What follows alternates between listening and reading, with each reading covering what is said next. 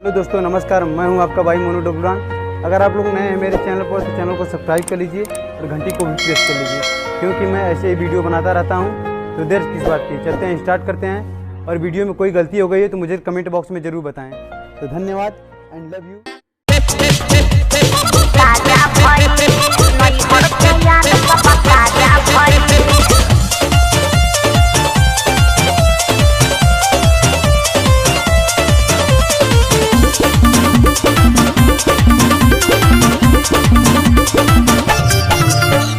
पूरा राती जागल बुझालू भौजी, रहू से जिया पलागल बुझालू भौजी।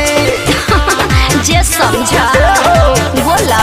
पूरा राती जागल बुझालू भौजी, रहू से जिया पलागल बुझालू भौजी। जब देह तोहर भैया के पाजा गइल, ऐसा जब देह तोहर भैया के पाजा गइल।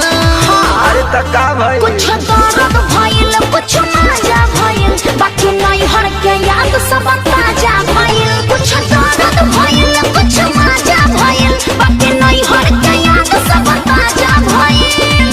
हरे का बुझला ताजा भइल।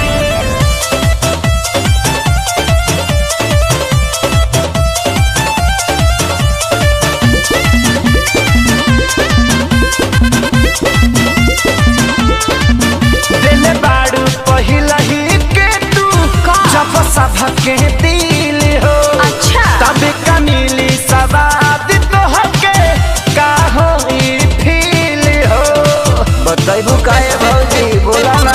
सुना जे तने ये जनावा पुराना हो खेला, बात बुझाव तने